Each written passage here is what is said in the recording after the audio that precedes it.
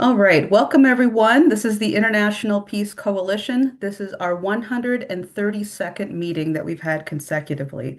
Thank you so much for joining us, the veterans who have been part of this process, and also new people. If you're a new person joining us today, please join us during the discussion period. Introduce yourself, tell us where you're from and what organization you're with, and if you have any initiatives or ideas to contribute. My name is Anastasia Battle. I'll be your moderator today, as well as Dennis Small, my co-moderator. And I like to remind people why we created this forum 132 weeks ago. And this was to bring the peace movement together around the world. No matter what philosophy you come from, religion, nationality, whatever language you speak, we are coming together to join our forces to create true peace on the world. If that is your mission, then you are welcome to be here. And we welcome the dialogue process in order to accomplish this. So we've been able to accomplish quite a bit as a coalition over the last 132 weeks.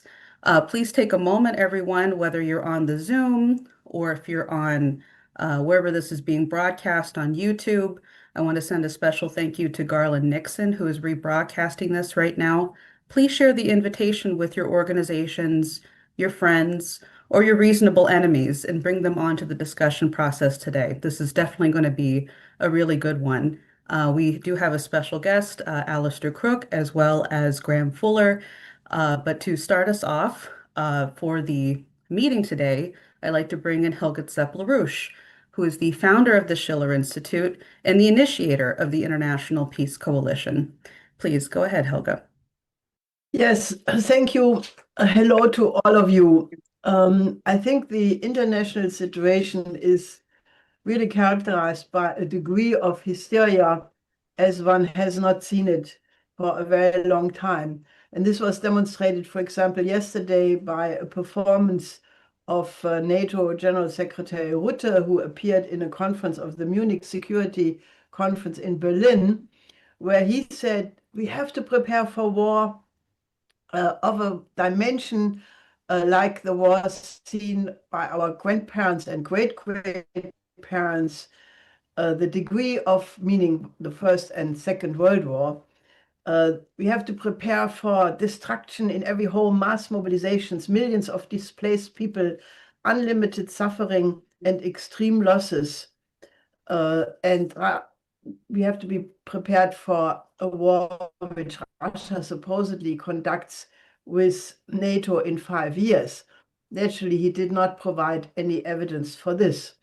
Now, this was probably planned for a long time, but I would assume that the tone of hysteria was increased by the recent national security strategy of the United States, which has sent the European establishments in an absolute frenzy.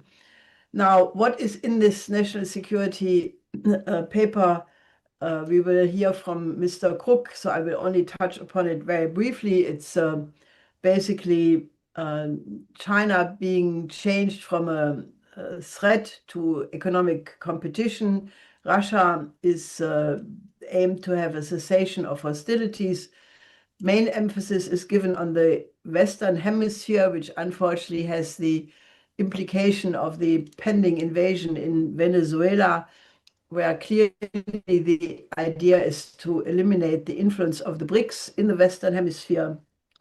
The most interesting aspect, obviously, is to end NATO as an ever-expanding alliance, or the impression thereof. But the most harsh is naturally the tone against the European Union, which basically is predicting that unless Europe changes its policy, look at where it will be in 20 years, there will be a civilizational erasure.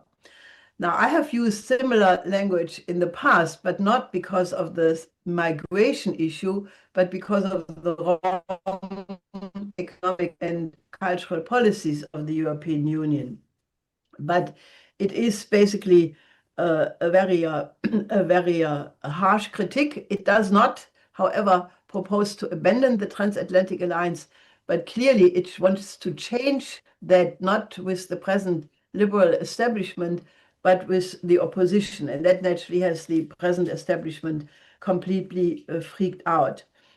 So I remember when the first Trump administration had come in 2016, there was a similar degree of hysteria between the Democrats and the Republicans in the United States, where if you would talk to a Democrat or somebody voting Democrat, you could not talk to them because they would suffer from an extreme form of what Ray is calling the Trump derangement syndrome. And this is exactly the same what you see now on the part of the Europeans. Naturally, it is also echoing what J.D. Vance had already said at the Munich Security Conference earlier. Now, one expression of such hysteria is a recent paper published on December 10th by the Danish Defense Intelligence Service, a 62-page document which basically declares for the first time the United States a potential threat to Danish national security. Why?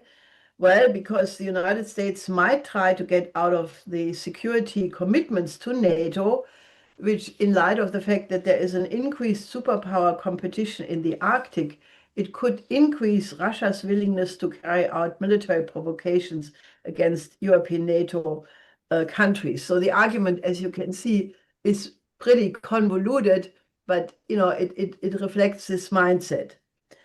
Now, other things going on in this present escalation. The EU, I think yesterday, on the level of ambassadors, decided to invoke Article 122 of the European Union Treaty, namely to declare a state of emergency.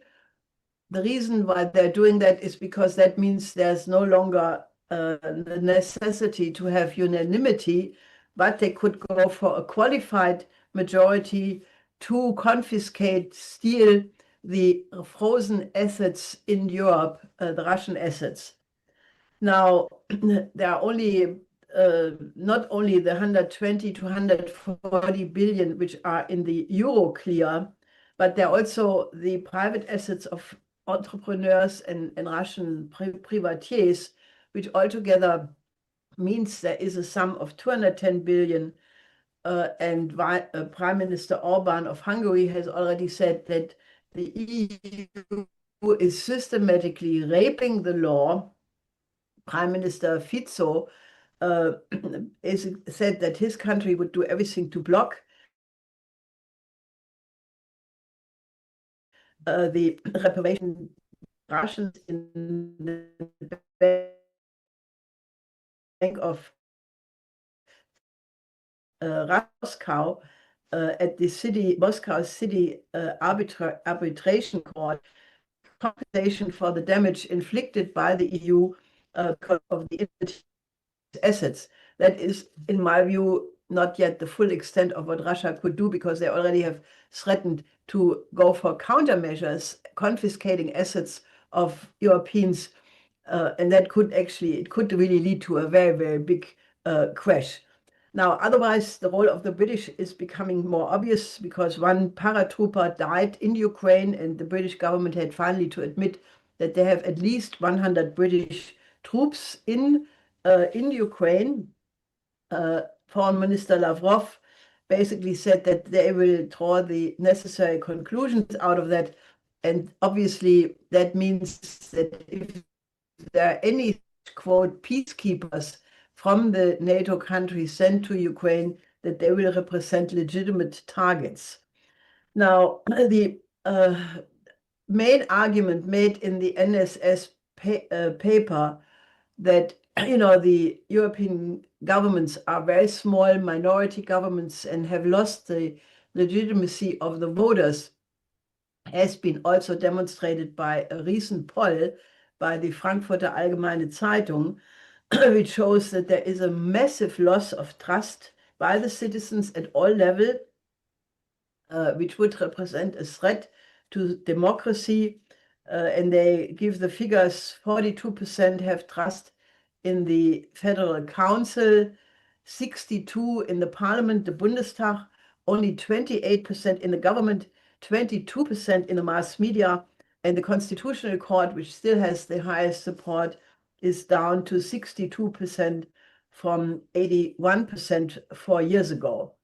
Now, I want to point to one other incredible thing, and that is that yesterday, or no, on the 8th of December, a woman called Florence Gaub from the Nato Military Academy in Rome appeared at the 21st symposium of the Bundesverfassungsschutz, practically the FBI of Germany, where she says that there needs to be a big propaganda effort to increase the closeness of the German population to the intelligence services.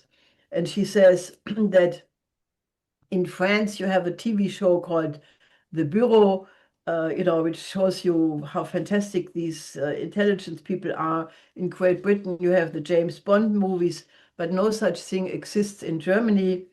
And therefore, she suggests that a new TV series should be created to do that. Now, recently, there was a hearing at the Parliament Control Commission where the three heads of the German Secret Services, the Bundesverfassungsschutz, the BND, and the MAD, all basically emphatically warned along the lines of what Rutte had said, namely that Russia is a central threat to NATO, that there is sabotage, disinformation. And anyway, so if you remember in the call I had issued as an answer to the National Security Strategy paper, I had called for, that, especially after Admiral Dragone, the present head of the Military Commission of NATO, had called for preventive strikes against Russia. I said, now is the time to really leave NATO, because it should have dissolved already in 91 when the Warsaw Pact dissolved.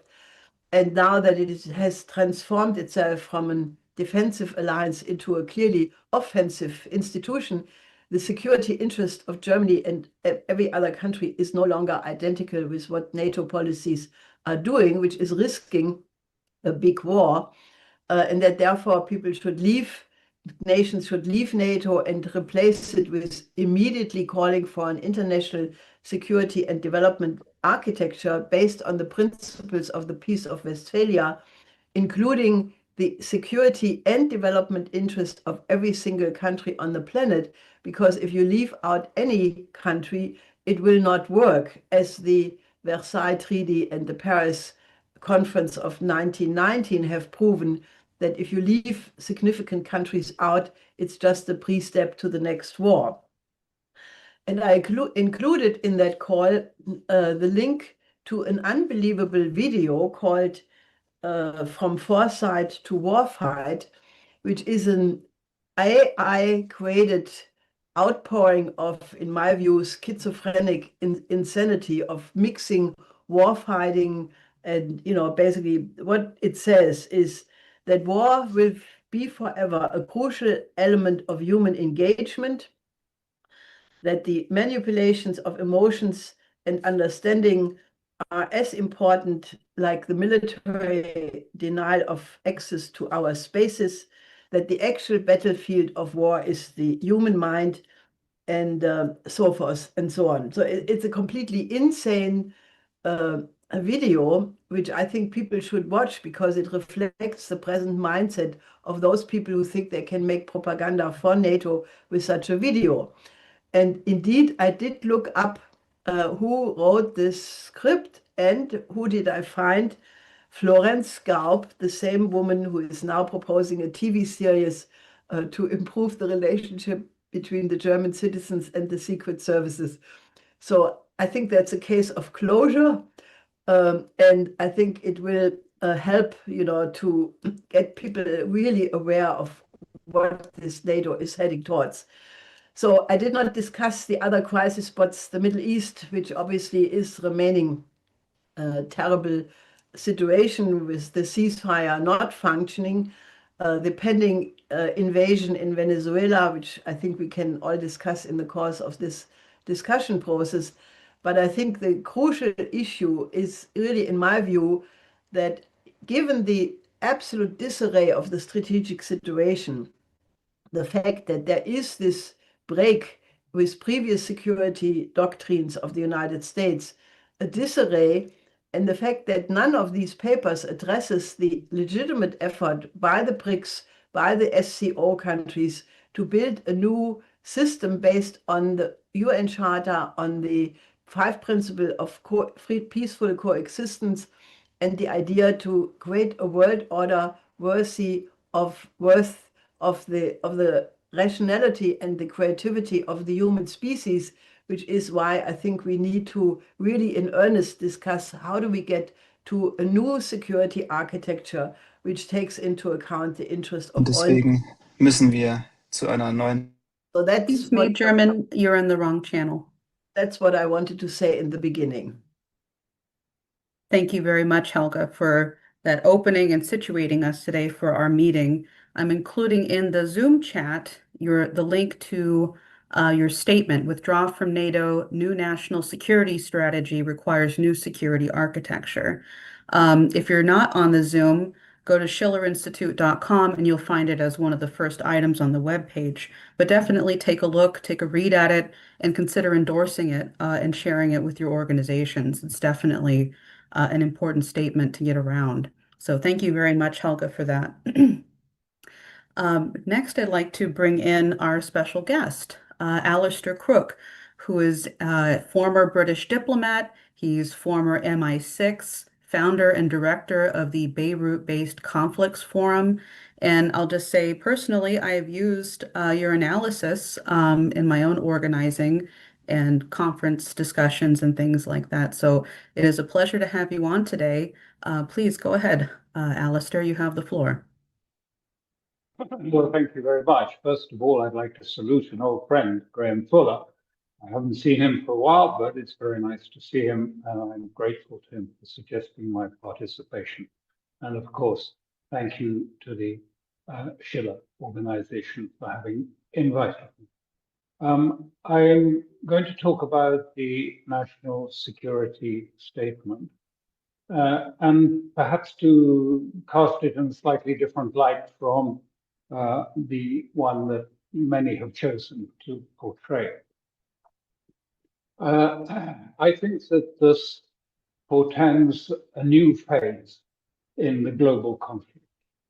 I think it means that we are going to go into a phase which is less about what I'd call symbolic military might. I mean, aircraft carriers, missiles, all of the big symbolic props of war, and more about the big issue of which incoming global system and architecture will dominate in the future.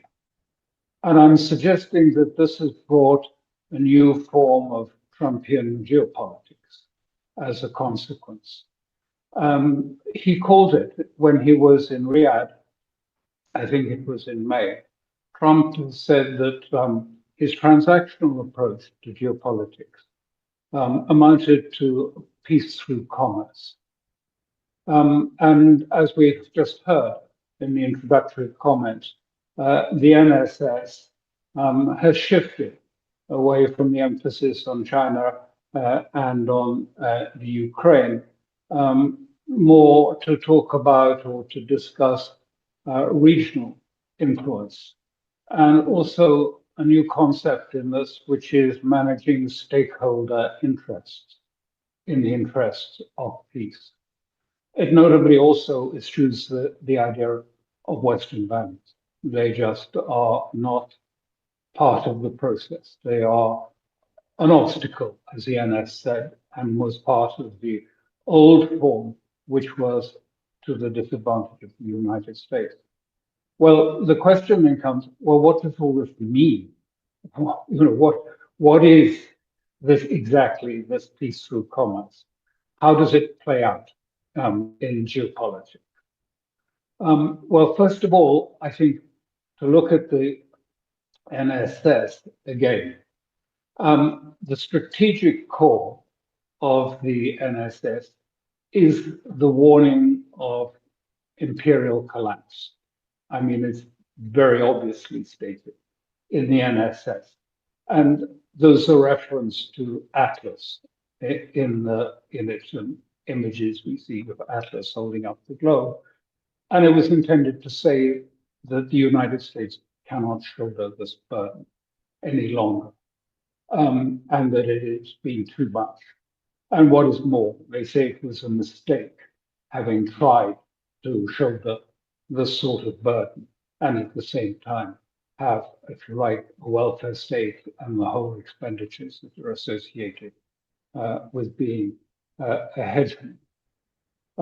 So having said that it can't be shouldered any longer, the NSS Israeli essentially tries to construct bypasses to the essential economic structural contradictions that has brought the United States precisely to this path whereby it cannot sustain the empire. And these are to deal with very deep structural contradictions. And I'm not suggesting the NSS solves these structural contradictions, but it's obvious that they are there. And the structural contradiction is essentially a burgeoning debt and an out of control fiscal matrix, which without a solution ordains essentially that the empire will fold, will implode. So the starting point really of the strategy is to acknowledge that sanctions have failed. The sanctions continue, but it's clear that they have failed. And it makes it plain that the attempt to lock China, and by extension Russia, out of the economic loop has failed precisely because they adapted. A week ago, I was in China for a week, and I would very much underline the huge shift that has taken place. They have indeed adapted in a radical way, which gives them leverage, more leverage than that of the United States.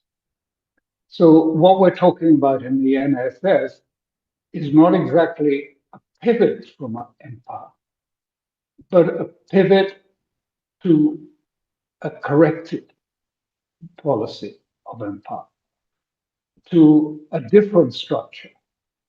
We see that there's the emphasis on regional spheres of influence, particularly Latin America, the Americas. But for the rest of the world, again, the business metaphor counts.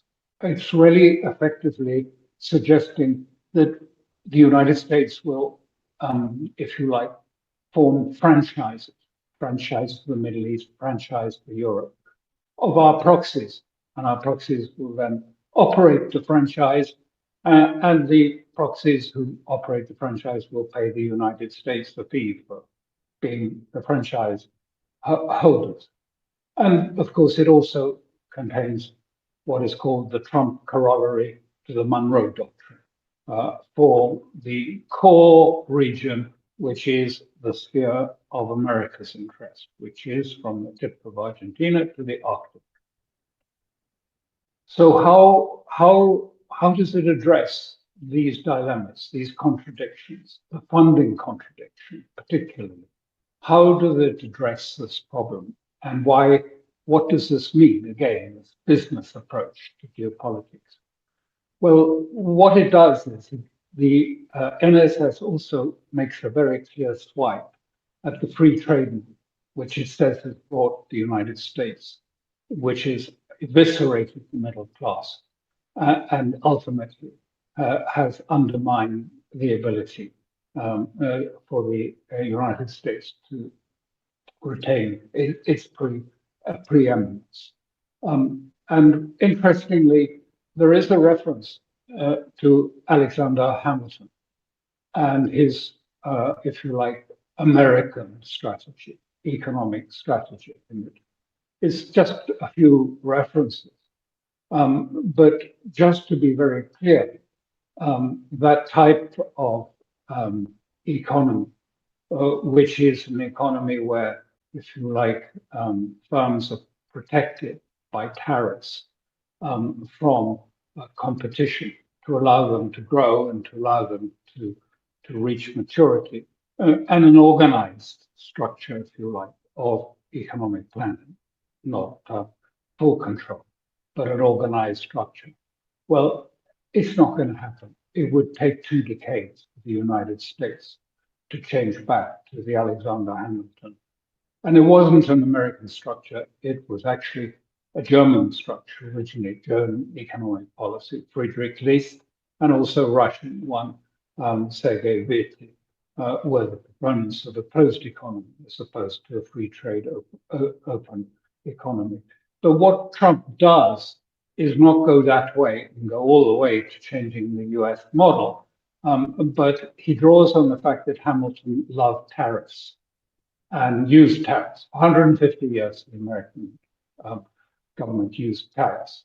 But he uses them here not so much in the way that Hamilton was trying to use them, but using tariffs basically for shakedowns of allies and adversaries to get the inflow of, to coerce an inflow of investments into the United States to at least partly address the problem of the debt. But here is the basic contradiction. The basic contradiction to this whole plan is that he is instructing, and the Besant, the Treasury Secretary, has ordered overseas holders of debt to buy US debt. But to order or to instruct or force people to purchase the US debt as the value of the dollar declines does not make much sense. It is effectively to gaslight the public by telling them it's fine to buy debt, but you're going to have declining returns on the debt that you buy, and that it's not going to be a very good investment. So this is the basic contradiction of how do you square this problem of trying to bring in big billions into the United States economy to manage the debt crisis, which is growing all the time. So what does this commercial transactionalism, how does it work geopolitically? How does it actually operate? Well, I think we see this, first of all, in one sense in Ukraine, because where in Ukraine we have seen very much the business approach being attempted. The aim there of Witkoff and and also Trump's son-in-law Kushner is effectively to construct a financial reward system, and not encompassing. They see, and Trump sees, the problem of Ukraine essentially being one of money, of finance, and who gets the money and who doesn't. And to come to a solution, therefore, he believes that there's a need to try and construct the system which allows all the so-called stakeholders to enjoy the benefits, the financial benefits of war. For those like BlackRock or the European Union, who wants financial returns from Ukraine from their holding of Ukrainian debt and bonds, and also the governing classes in both of these countries. And they want to do this, if you like, but without the bloodshed, to create a system where everyone gets a slice of the cake, if you like, the financial cake. In this case, it's two things. One is, for example, the frozen assets. Some of that is being claimed now by the United States, and that 50% of the value of 100 billion will come to the United States. and then Europe can get another part of that too. And in this way, to try and please all of what he calls, or what Witkoff and Kushner call the stakeholders. And this is really essentially just replicating the boondoggles, if that's a word everyone's familiar with, the boondoggles that we saw in Afghanistan and Iraq, whereby money circulates, taxpayer money goes into Afghanistan, and large portions of it somehow are laundered back out into the pockets of stakeholders, politicians in America and Europe. And that's how the whole system works. So I think you can probably understand the origins of this way of thinking about how to deal with Ukraine are drawn almost directly from the experience of New York real estate dealings, whereby you want to make sure everyone has a share in the financial cake, such that you're allowed to go ahead. Now, the problem here, of course, is that finance is present in Ukraine, is a factor in Ukraine. However, it's not the only interest. It's not the only factor. Russia wants watertight security in Europe, in the west of Europe. They want to have an absolute assured, and they don't want it just to be spoken, they want it to be written, to be professionally drafted by people who are competent to draft a treaty. They recall very well what happened after the Second World War, when there was a promise of NATO not advancing 1 inch further from Germany's frontiers. And then all those years later, people turn around to the United States and said, oh, was that said? Was that written? Can you show me the text for that? And so they don't want a deal. They want something that is solid, that is legal, that is properly drafted, and not rather opaque speaking points for that. And equally, the Europeans, as was just pointed out in the introductory comments, have become really psychotic about war with Russia and wanting. They cannot conceive of an outcome in which the NATO and the West is defeated, as they would call it, by Russia, and that Russia might become again an actor within the European politics. It's just inconceivable to them. The roots of it go back a long way, and of course, there is also the element of Tsar feelings dating back to the two wars against Russia by some European states. So Europe wants the defeat of Russia to be obvious and humiliating, and Russia also wants a very clear, decisive victory over NATO, to discourage it from further attempts. So we have then this model. Now, the NSA says very clearly, and this is important, that China is out of the loop. But it isn't. It's in the loop. It's on the table in Venezuela. The background to this is really very important, is that this summer, Maduro offered Trump full participation of United States companies in gold mining companies, in oil and all energy companies of Venezuela, and of all commercial, if you like, enterprises. Full participation of American companies. That was on offer. Trump actually said, yes, he offered everything. it was not just everything. It was, if you like, the complete surrender of resource sovereignty to the United States.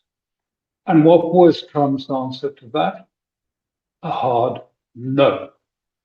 Sorry, we don't want it. And this raises then a very important question that we have to try and address. Why would the United States, why would Trump, why would Trump refuse something, an offer, which would at least presumably give him everything he wants, the resources of Venezuela, collateral to back up the credit, the leverage of the financial system, which needs to be bolstered by hard assets. Why would he say no to this offer by Maduro? And why would he say so emphatically and turn it down? Well, I think the answer lies in the fact that in November at the Shanghai Expo, China offered Venezuela zero tariff trade agreement and the investment, $1 billion investment in its oil fields, in Venezuela's oil fields, by a private Chinese company that would bring these fields to production and would take their output. The same for other areas of the economy. It was a very unprecedented offer, this time by China, to Venezuela.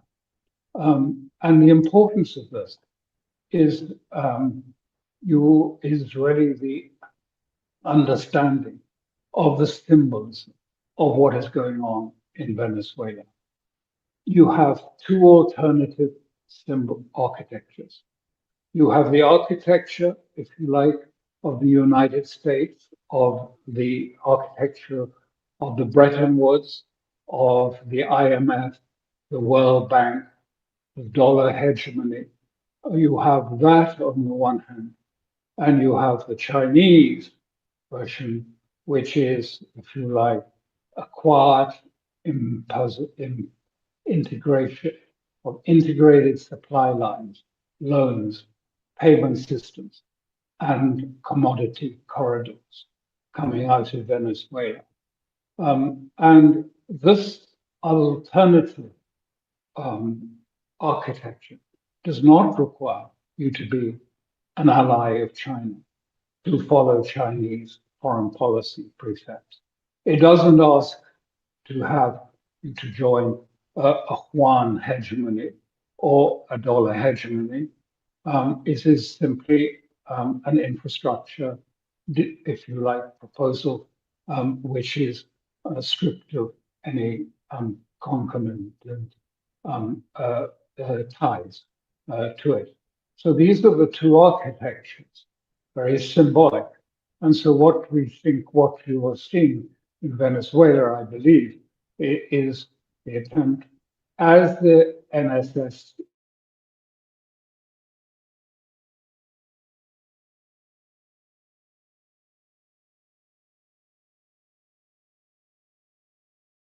we will push out the infrastructure of any other state in our fields, in our place. So here we have it. We have a sort of modified domination operating through franchises or through complete control of the core area, the Latin America interest of the United States. And now an attempt to, if you like, put a blockade so that none of these Chinese or Russian or Iranian ships or, if you like, supply lines can be serviced by those states, while the United States makes some effort to get rid of them, to eradicate them, pull them up by their roots and take them out of Latin America. In other words, no alternative structure in Latin America. Two architectures, a naval siege to stop this happening. And the question must be then, will this policy, will this Trump corollary, the modification of the Monroe Doctrine, as he called it, be enforced militarily? If so, this could be very dangerous. China has a big stake in Venezuela. So does Russia. Iran has one, not so big, but Iran does have one too. Is this going to be the next, if you like, clash that is going to take place in a geopolitical scale? And the outcome is going to be hugely important because it's going to be very symbolic for Latin America and for BRICS countries. Is China able to stand up against the United States and continue with its policies in the global south, where China's had a big say? Or is it going to be defeated?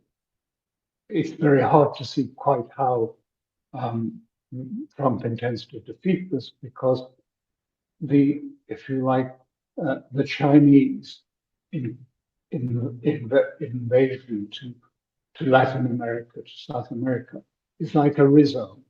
It's not, military might stuck on the ground. It is alternative systems of finance, of integrated supply lines, of energy corridors, different forms of payment, all of these things. And they are already there in South America.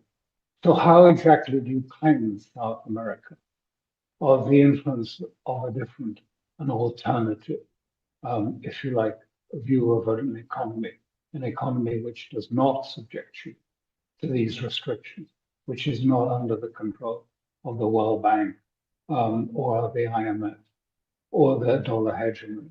Well, we have to wait and see how it is handled, but it is certainly going to be a very important time. Thank you very much. Thank you very much, Alastair Crooke, for your analysis and for being on today. I'm sure we're going to have lots of questions for you. We have a lot of people joining us on the Zoom and also on over broadcasting. We're going to bring in our next guest, and then we'll have a discussion with everyone. So next, I'd like to go to Graham Fuller, who is a regular on the International Peace Coalition. We always appreciate your analysis. He's a former U.S. diplomat and CIA official and Islamic scholar. Thank you so much for joining us, Graham. It's always a pleasure to have you on. Thank you, Anastasia. It's always a pleasure to be here, and especially in the company of my old friend from skulking around the Middle East way back in the day, Alastair Crooke. There's still a lot of skulking to be done out there, it appears. But I wanted to go even beyond some of the real content, which is extremely important that Alastair was talking about. I, for one, have to admit, maybe I'm the only one who will admit it, I was absolutely stymied by the emergence of suddenly overnight, we are told that, well, I guess NATO is not really going to last much longer, and there's a whole new world out there, and the United States is taking a new approach, and we're throwing Europe under the bus, and Europe is going to go it alone, blah, blah. Where were the clues? Where were the clues for this? Maybe other people saw them, but I didn't. The New York Times, well, for all the New York Times, my cat loves the New York Times, but for all the quality of mainstream media, whatever it is, there was really almost no reference in the media or in the such fora like the Schiller Institute or any number of very fine talk and discussion shows that we've heard. Almost no hint of that. Whereas this has been, I would argue, revolutionary in its impact, probably the most important geopolitical development, at least conceptually, since the fall of the Soviet Union. I mean, it leaves us all, where are we? What's going on? I mean, Trump, who's never known to be quiet about these issues, there was never a hint of this much going on. I don't know that Trump really understood it. Is this Witkoff's financial mind that has been holding this in for a long time, but suddenly brought it out. But there was no, excuse me, my voice is, there was no, there was no serious building up of a foundation of saying, folks, we got to rethink this. Even very traditional organizations like Foreign Affairs or whatever, I would argue there's been simply no discussion of these intractable problems and what huge long-range solutions might come out of it, including the relationship of Russia and to the EU. I don't even. I'd like to get Alastair's and others' comments on this kind of thing, but I think really part of it comes down to something that I've often mentioned in previous sessions, Anastasia, as you know. I've long wondered where in hell Europe is going. Who does Europe think they are? Have they lost all sense of identity, of purpose, of direction, of history? It seems that it has. And furthermore, that they seem to be utterly blind to the emergence of Eurasia in terms of BRICS and the Belt and Road Initiative and all of these things, and has been urged all along by the United States, stay away from China, it's bad news, don't deal with them. And suddenly, I mean, is Europe now to understand that their future, if they're smart, is to deal with Russia? I find this quite fascinating, even if late in the day. But this would be an entire topsy-turvy to the kind of talk that we've seen in the West about the nature of relations between East and West. And I've long felt that Europe turns into a pathetic little tail, a wiggling tail at the end of a vast Eurasian continent. I don't know where their place could be, would be, will be, wants to be in all of that. But all I'm saying is I'm frankly almost shocked, if you will, by the suddenness, the boldness, the many uncertainties of all of these new factors that are floating around in this supposed new order. And maybe, Alastair, you might just have one or two words to say about where has all this been going on? Who has been hiding it? Who has been the author? Who is the architect? Surely not Trump. Go ahead, Alastair, if you have a thought on this. You're muted, my friend. I've unmuted. There we go. Uh, by the way, I would just like to say that I've written a slightly longer version of what I've just spoken to you about, but it's not there under my name. It's there under Conflicts Forum. If anyone wants to read it in great length, it's under Conflicts Forum Substack. But the answer to your comment, I think, is first of all, there was a big shift round about 1999 when at the time of the bombing of Belgrade by NATO without any sanctions from the Security Council. Now, what happened before this, the left in Europe was largely opposed to NATO, and they saw this as an imperial tool, essentially. But from that date onwards, many, not all, of the left and, if you like, the social democratic part of Europe then began to see NATO as a way of promoting liberal values. No longer a defense system, but a system of promoting liberal style values.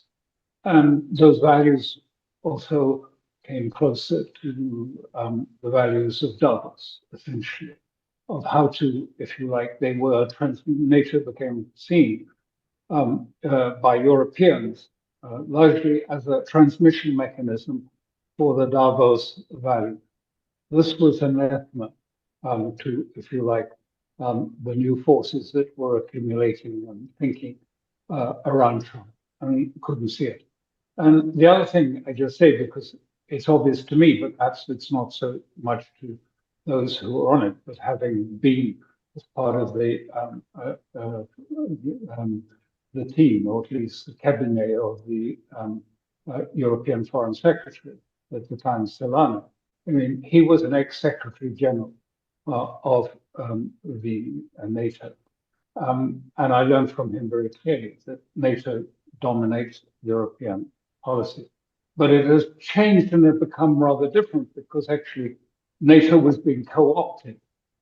And it's obvious because if you go to Brussels, you'll see Lipsius building on one side of the road, NATO on the other side of the road, and on the other side of the roundabout is the Commission. And it's the same people, largely going to the NATO meetings, going to the Lipsius building, and going to the Commission. So it was becoming a sort of an amalgam of this liberal vision. And that liberal vision, you ask why they've gone so crazy now. I don't really have, I mean, I don't want to spend too much time on this, but it's an important thing. Really, it took place really about the time that Biden started, when he talked, you remember the Liberty Hall speech with the dramatic red colors and the sort of talk, and it was Manichaean. I mean, overtly Manichaean about, you know, dark and light, about evil and good, and how America, of course, is the city on the hill, and there is this autocrat, and there is Russia. And it was a Manichaean speech, and then he repeated it also just after it. And after that, von der Leyen said exactly the same thing. What happened? Well, what happened was that the EU had a democracy deficit, very obvious. I mean, you know, no one in the Commission is elected. I mean, von der Leyen has never been near an election. I mean, none of this has been properly elected. But they had worse than that, an identity problem. I mean, you know, does, you know, a technocracy give you an identity? You know, there's a European technocracy that sits there and regulates. I mean, you can't say that or take an ordinary European, one of the 27, and say, is this your identity, the technocracy? Of course not. So they needed an identity. And that speech by Biden and von der Leyen gave it to them. We're fighting for values against autocracy, against Russia, against all of these elements. We are part of this. You know, if you take Manichaeism to the level that the Europeans do, there is, I have to say, a sort of messianic quality to it. It's not rational in a normal way. It is beyond rationality. There is something, I mean, you know, the zealousness has got out of all bounds in trying to find every means to diminish it. And of course, it is very dangerous. I was in Moscow also just earlier this month, and you know the Russians. I'm just quickly finishing, then others will want to speak. I know, but the Russians know that Europe doesn't have the money, doesn't have the weapons, doesn't have, if you like, you know, the men to fight a war with Russia. But this is not, I mean, it's ridiculous. It's quite clear. And, you know, Russians see that very clearly. But they ask themselves, so what's going on? Why do the Europeans talk about war all the time? It's a fair question because it's against them. I mean, if it's nonsense, why is it happening? And why is it so prevalent right across 27 states? And I think the answer to this is Europe cannot fight a war with Russia, but it could provoke a war with Russia. We saw just recently the attack on 3 tankers in the Black Sea and the response from Mr. Putin. But also there's a very narrow passage up the Baltics. And there's odd geography, Baltic geography. And Estonia has a little rock in the middle of this channel. And so it's very easy for a ship to be sunk or an aircraft to be downed because it's flown into Estonian airspace, for God's sake, wasn't it? And so what we're talking about really is sort of Pearl Harbor affair. The aim is, as Churchill had hoped, that Pearl Harbor was a means to bring America into the war against Germany. And they want an incident, Europeans want an incident that can bring Trump into the war against Russia and against his interests, which is, I think, to try and find a sort of financial settlement, probably involving the Arctic, with not only just with the United States, maybe even, that's what I hear, I don't know if it's true, but China as well, a triumvirate who would manage the resources of the Arctic in a new geopolitical power structure. Just 30 seconds, Alastair. That's a very interesting response. I just don't see this as holding together. It's too late. It's been thrown all together. It's jerry-built, to use the old expression. The public has not been prepared for it. The European public has not been prepared for it. The American public has not been prepared for it. I'm not sure that's coherent entirely. I mean, we're suddenly changing, I don't want to say changing horses in midstream. We're changing enemies in midstream. And that, I think, is something not easily accomplished. But I'll leave it at that. I think there's going to be a lot of problems getting there. Of course. I mean, you can see it. Europe is not culturally suited for war in its present. The young generation are not culturally, they're too soft. We've gone all soft. They're more interested in their next holidays than, what's the latest designer shoes to wear. So, I mean, it's nonsense. But that's, they are desperate because look at it the other way.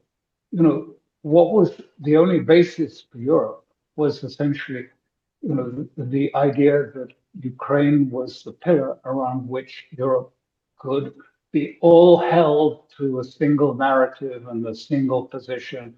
It had to be supportive of NATO, of Ukraine and NATO. And suddenly it's gone. And their identity is gone. And now there are just 27 different identities jostling together. And their prosperity is gone. They have made such catastrophic mistakes during this period that Europe is heading for ruination. And they know that means that they're going to lose their job. They've done everything to stop doing that. They've created structures so that all the bridges to a new political solution have been destroyed and knocked down. We have the cordon sanitaire, which keeps out left, right, anything but the mainstream pro-NATO, pro-Brussels parties in power. There's no democracy. There's no, if you like, it's become totally, it's only I can say is that it's ironic that they rail against autocracies around the world when they themselves are a very good example of an autocracy these No days. kidding. While it will not tolerate any contradiction or any dissent. Thank you, Alastair. Yeah, thank you. No, I think those are a very good point, a number of good points. I'd like to bring in Helga Sepp-LaRouche and also invite President Donald Ramotar, who's the former president of Guyana, if he has any comments or thoughts for the discussion. But I see Helga's unmuted. Please go ahead, Helga. Well, I mean, obviously, I can only agree with what both of you have said. I mean, I think that the European elites suffer from their own, basically the neoliberal system is something which becomes more liberal by the day. In other words, once you pursue that course, it's like the romantic attack on the classics, which replaced the truth, the good, and love with interesting. And what is interesting today is not interesting tomorrow, so you have to replace it by something more interesting. So if you look at the culture of this liberal international, it has become more perverse, more pornographic, more violent, more insane by the day. And the reason why I put this video by this Florence Gaub into the call to build a news system is because I want people to recognize that.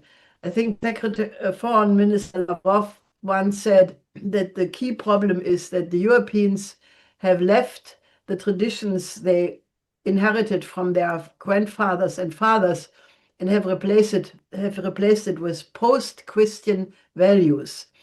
And these post-Christian values are everything goes. There is no more rule, even in the rule-based order. There is no agreed criteria for anything. And I think that has led to a situation where they are living in a bubble. Europe has self-isolated itself, which is completely incomprehended by the rest of the world. When you're talking to people from Asia or Africa or Latin America, they say, what is going on with these Europeans? Don't they see that they have completely isolated themselves? What happened to Germany? Germany used to be a country of the thinkers, the poets, the inventors. They let their industry be destroyed. They let their energy be blown up with Nord Stream pipeline. They don't even defend that. So, nobody in the world understands what is actually going on with the European countries. So I think that, in my view, one needs to address this cultural dimension, because the only hope I can see for Europe would be that we go back to our best traditions, like the Asians are doing. The Chinese, the Indians, the Persians, they're all going back to their 3, 4, 5,000 year traditions, and they're activating them and make them accessible to their young generations. And out of that strength, they define a vision for the future. Europe has neither. We have cut ourselves, it was not we, it was the Congress of Cultural Freedom and similar organizations which derooted the Europeans everywhere from their own culture, and we are suffering the result of it. Now, I think that is a whole other discussion. How did we get there? But I think the only way how it can be saved would be that Europe finds a way to go back to its best traditions. We have wonderful traditions, the Italian Renaissance, the École Polytechnique in France, the German classical period. These are periods where we once were the height of human development in terms of the universal history, but we have thrown it away. And I think that the only way how we can remedy that is that Europe has to find back a connection to the times when we contributed something absolutely crucial to the development of the human species. Now, I could say a lot more, but I think that is an important thing I wanted to emphasize. Thank you, Helga. And President Ramatar, unfortunately, I think his video just popped off. So, okay. Alastair, I saw you raised your hand. You're muted, my friend.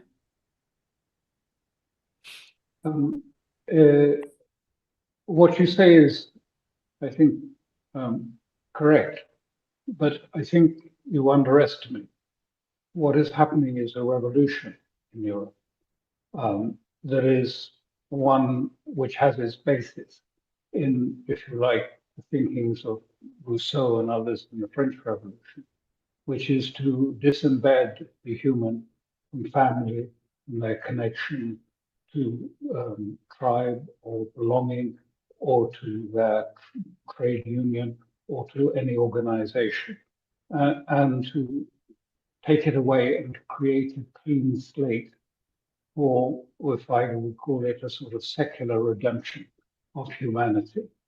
And this is the revolution that is going on. These are our Bolsheviks in Europe.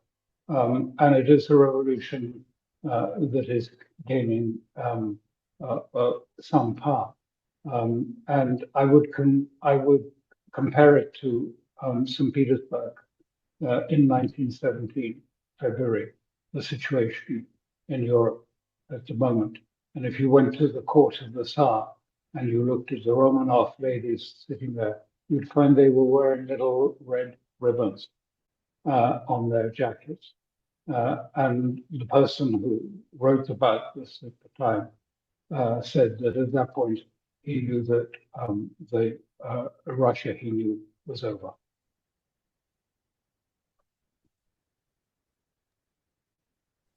Helga, I don't know if you have a response, but we can try President Ramatar again. I know that he had something to say. Sorry. Hi. My if I break off my connection, my internet seems to be giving me a lot of trouble here. But I'm trying my best to follow some of the conversation, but I was getting a little bit distorted. But what I would like to say is that what is frightening to me, something I have been mentioning several times on this very program, is the fact that there seems to be a determined effort on the part of the Trump administration in particular to destroy international law and international institutions. And this is the latest attempt here at seizing the Venezuelan ship. I think it's a horrible position, and it's taking us into a direction that can go in very, very different ways. Other countries can start doing these things, bigger, stronger countries to weaker countries, and use this as a precedent in what is taking place in the world today. So the document that the Trump administration put out is not totally, absolutely bad, but there is for our Western Hemisphere, and particularly for Latin America and the Caribbean, it is actually establishing the United States as the colonial power for all of us, and telling us that they will have a right to intervene militarily into our position, our countries, whenever they don't like. And I can tell you the atmosphere that I am sensing in the Caribbean, at least, and possibly it would be reflected in probably in a lesser degree in the Latin American country. There's a lot of fear on the part of governments in trying to state anything. For instance, in the Caribbean, you hardly hear anything about Gaza, countries not protesting what is taking place there. Nothing is, even with this Venezuelan crisis, the Caribbean countries have been relatively very quiet, largely because they're afraid of what the Americans can do to them at this point in time, and what they will do, not only the question of overthrowing them, but maybe the slow motion overthrow by using sanctions, by damaging the economy and creating a whole set of problems in their countries.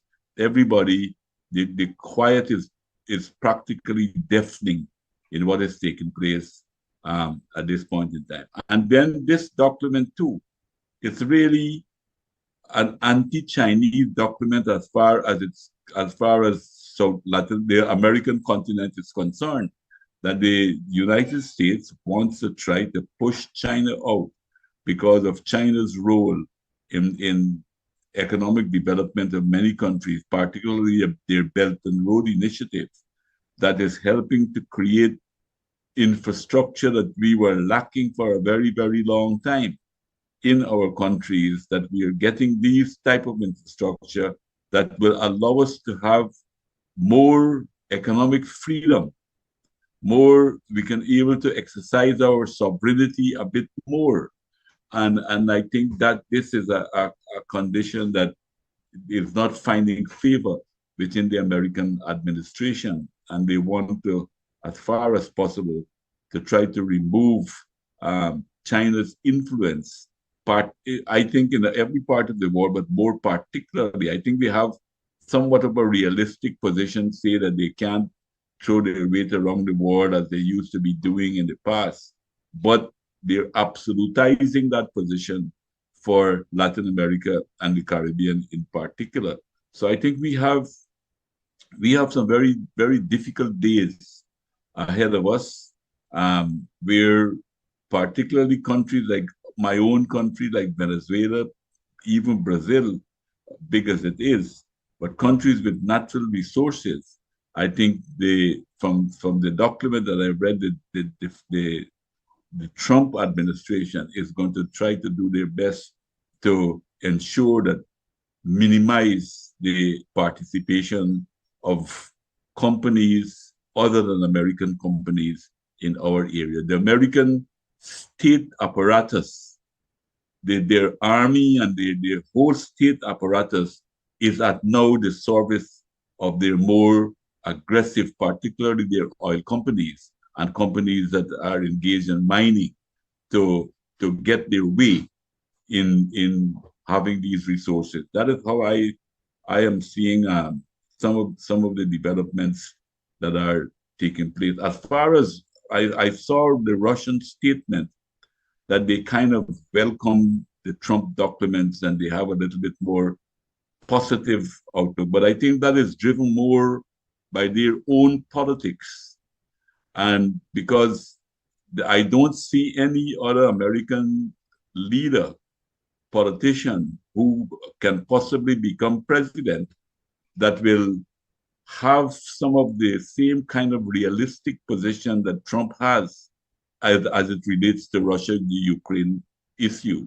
Remember, Biden had a horrible position, but this whole problem began even from Obama time, because of I think the control of the deep state in this direction. Trump, the one good factor about Trump is that he has a more realistic view on Russia-Ukraine than probably most other important leaders in Europe and America. And he wants to bring that thing to an end. And Russia, I think, is trying to see how much they can work with him with all the difficulties and the complication that is to work with him, how far they can push this issue before you have major changes inside of the United States. The difficulty with that I believe that they will have is that I think that Trump is going to have a lot of pushback within his own administration from what we call the deep state. And they will do their best to try to drag their feet and to try to sabotage some of that direction there. But why I think that is very important, largely because what Russia and what America is, as far as nuclear weapons and the type of weapons that they have at their disposal. And even though we have such a horrible situation in the Gaza, this situation in the Russia-Ukraine area threatens the world more than anything else. And that is why I think that Trump role at that in that situation is very, very key, because I don't know if another American president will take the same position, or they will want to build back NATO in the traditional way, in a strong alliance with the military in Europe. So that is the one positive issue here. But the others, I hardly find anything more positive about it.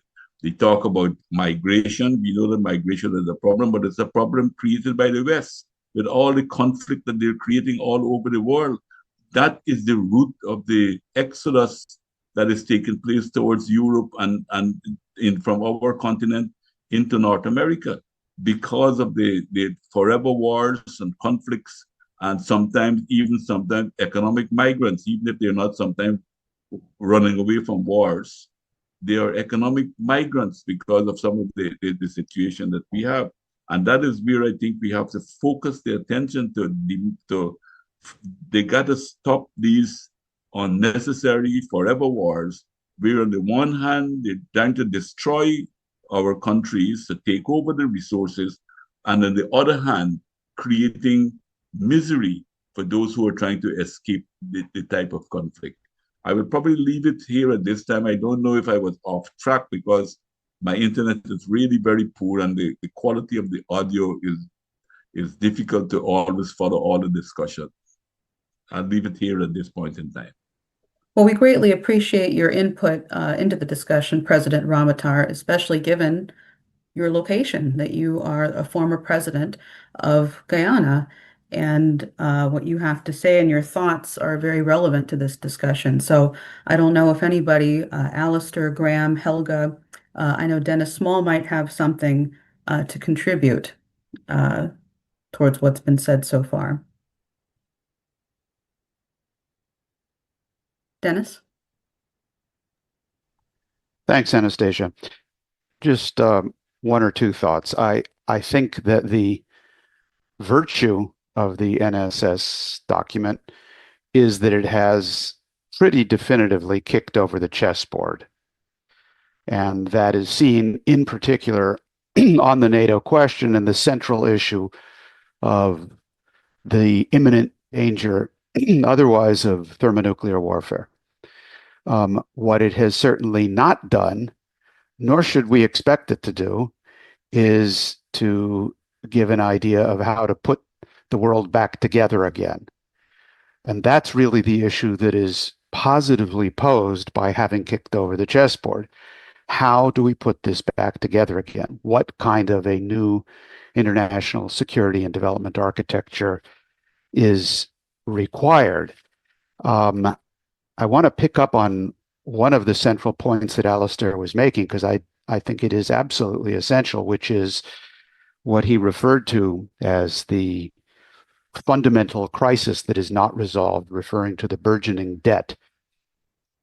I mean, this is really the elephant in the room that the Trump doctrine absolutely does not solve, and it doesn't even dare to try to address, because if it did, totally different system would be required. We're not talking only about the United States debt, which the last time I blinked was, I think, 37 trillion, but I may have not blinked in the last minute or two. We're not talking only about the global international debt, which is well over 300 trillion and growing, but in other words, an order of magnitude larger. But we're talking about the global financial aggregates, including derivatives, which is well over 2 quadrillion, which, as people have heard us say, is a 2 followed by 15 zeros, about 13 of which are completely unpayable. This is an absolutely, completely, totally bankrupt system. And there is no way to wiggle around this, having kicked over the chessboard, to try to put it together unless that kind of a system is reorganized. So that leaves us with two options. One is war, and the whole thing blows up again, or searching for the kind of solution which the Schiller Institute has proposed, and Helga specifically with her 10 principles of how do you reorganize a global system which is now thoroughly bankrupt and taking us towards war if we don't stop it. I think that's what President Ramatar is rightly pointing to, which is it's not just this is bad for Latin America. And by the way, Alastair, I completely agree that the issue on Venezuela is not only not drugs, that's obvious, but I don't think the issue is oil. I think the issue is to stop the Belt and Road and an alternate system. And Venezuela is really only a first step. What they're really going for is Brazil. Brazil is the big issue here as a member of the BRICS and so on. But I think what President Ramatar is saying is absolutely on the mark, which is the concept that you can deny a part of the world, any part of the world, access to development and growth is in a principle proposed, which is going to sink any alternative that it's provided. We have to have a new security and development architecture, which has indivisible security for all countries, but it must also have indivisible development for all countries. And that means an orderly bankruptcy reorganization, like a Chapter 11 bankruptcy in the United States of this enormous speculative bubble, in a way that puts together a system which is in the interest of the United States, is in the interest of China, of Russia, and so on. And I think that unique pathway, it's a narrow pathway, but it's the unique pathway to avoid what otherwise is going to be a completely impossible and dangerous situation. So I think that's where the central issue lies in this whole thing, and the search for solutions to that and answers to that is really what this forum, the IPC, and the participants in it are uniquely qualified to help put together. Thank you, Dennis. Alastair, I see your hand is raised. Yes, I mean, just to underline, I mean, this is the whole thing, that all geopolitics now is about the American financial crisis. I mean, all of it is centered around finding a solution to this or impasse. But I do think that what you're seeing, that Russia and China are trying to find, if you like, a way to establish communications. There are no proper communications between China and the United States at all, no track to. There are contacts, people who have no standing, no mandate that they can talk to. And the Russians are very aware of that. The Chinese, too, are very aware of it. So I don't think there's any single solution. I don't believe. I mean, people always say to me, when are we going to transfer into the multipolar world? And I say, well, it's not going to happen soon at all, because first of all, we have the United States going through a process and the West going through a process of disintegration. And it's, you know, rather like one of those sort of nova stars in the cosmos. When one of those explodes, a whole lot of dangerous, destructive energy is released. And when the United States goes into a financial crisis or a social political crisis, it's going to be like an exploding planet in the cosmos. A lot of damaging energy and vibrations will come from it. And so the most important thing for, I think, that the Chinese and the Russians are thinking about is not a new order or new polar order, is how to protect themselves from the likely, dangerous and damaging vibrations that are going to be spreading out across everywhere as the West implodes. So I think at this time it's probably too difficult to move to a new structure. We're still at the point where actually the two, if you like, financial systems are being kept completely separate. The Chinese have a financial system. I saw it and I talked about it at length when I was in China earlier this month. I mean, they could spread that across the whole of Central Asia with no problem. But they don't want to do it because they don't want to, the state, because they don't want to, provoke a sort of automatic reaction. Oh my God, it's 9/11.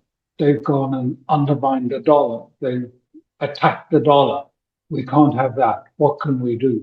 So they're trying to do this very carefully and slowly.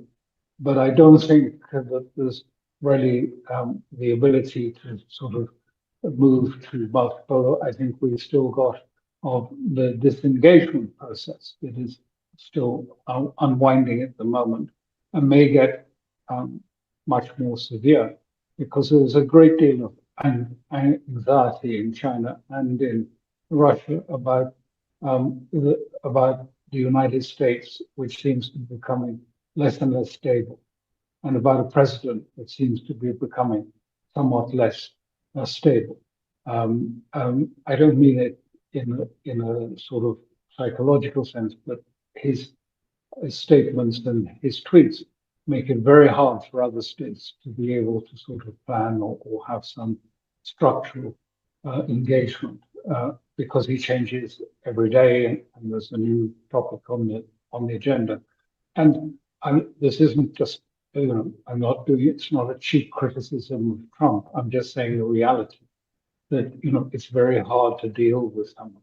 I mean, how do you deal with, the Russians have got a son-in-law and an old, real estate friend negotiating, but they have no standing in the United States. They have no mandate. They're not even a member of the administration. They have no mandate from the Senate to commit the United States of America. So, it's very hard to deal with this in a systematic, legal, professionally administered way. Thank you. Helga? The Peace of Westphalia ended 150 years of religious war in Europe. And, it came about because at that point, you already had 1/3 of everything destroyed, of people, villages, animals, and the different war parties recognized that if the war would continue, there would be absolutely nobody left to survive to enjoy a victory. Now, there are people, even in Europe and in the United States, who are rational and who recognize that if it comes to a nuclear war, there would be absolutely nobody left on the planet because, as Ted Postol and others have clearly proven, such a war would go global and it would have a nuclear winter afterwards, so nobody would be there to enjoy the result. I think that right now the people who are still clinging to this lost cause of Ukraine, you have Harald Kujat, who was also the head of the military commission of NATO at some point. He just made again the argument that from a military standpoint, there was no moment where the Ukraine had any hope to win this war. So, now we have a situation where it is very clear that Europe has no money, no weapons, no men to fight without the United States in any war against Russia. And, you have a lot of people in Europe in the military and in, similar functions who are discussing among themselves that if we do not stop this confrontation, the choice Europe has is between Oreshnik in the best case and a small nuclear weapon in the worst case. Because I think that the point where the patience which Putin has clearly demonstrated will come to an end is not, it's not going to be indefinite. And you have people like Karaganov and others who are already, talking in a very plain language. And it's not just Karaganov. I mean, Putin himself recently said, if the line is pushed, Russia will respond with every possible way. So therefore, the question is, how do we maneuver this thing? Because the majority of the world is already in a different system. The BRICS countries, the SCO countries, they represent the global South. And if I have the absolute deepest conviction that if the Europeans and even the United States would signal that they replace confrontation with cooperation, all problems on the planet could be solved, including the migrant question, including the financial blowout. As a matter of fact, the only way how the financial blowout can be eliminated is to, in time, signal that there is a willingness to reorganize a completely bankrupt system. And the only way, given the interwovenness of the derivatives of the whole speculative part, I mean, they're all so intertwined that you cannot really solve it in one country anyway. So there has to be a willingness to say, let's orderly reorganize this, the way Franklin D. Roosevelt did it with the Glass-Steagall Act in 1933, and then, reorganize this system and then move towards a system of cooperation whereby the United States and China together would develop Latin America, and that would stop the migrant question because people would like to stay at home. Likewise, if Europe wants to stop the migrant question, we should help the Africans to industrialize and have joint ventures between the BRICS countries and the Europeans and African nations and build up this continent, because it will have 2.5 billion people by the year 2050, which means in the next 25 years, there will be 1 billion more people who all will be under 25 of age, and they need productive jobs, or the migrant question will completely go out of control. So the question is, can we not appeal to the rational elements in the Western countries to, come forward and say, okay, Xi Jinping has offered the Global Governance Initiative, which is a framework of how to reorganize the system according to the UN Charter and according to the 5 principles of peaceful coexistence. Likewise, Putin has again talked about the need to build a Eurasian security architecture. He doesn't mention the United States, but Xi Jinping implicitly does. So my only interest in this whole question is not to analyze, forever why all of this doesn't function. My interest is, how can we intervene the thinking people on the planet to basically show the alternative.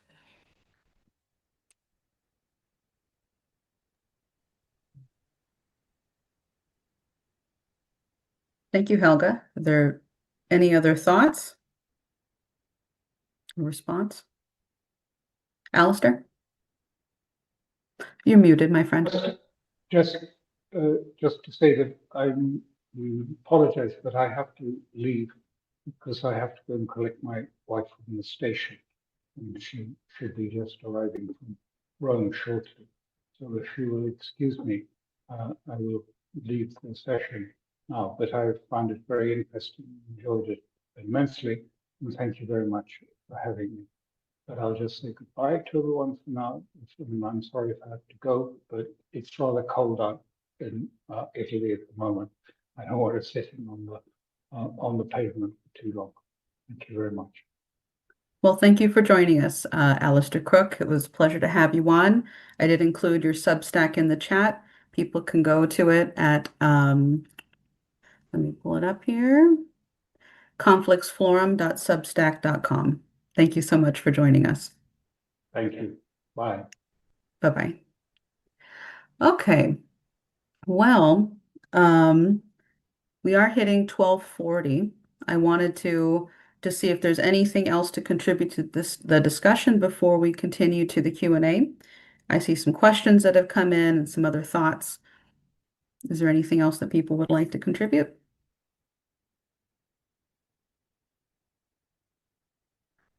Okay. All right. Well, if you are on over the live broadcast, whether you're watching from Garland Nixon's channel, or you're on YouTube or Rumble or Twitter X, wherever this is being broadcast, and you would like to participate during the question and answer period and have reports or ideas or thoughts, you must be registered for the Zoom meeting.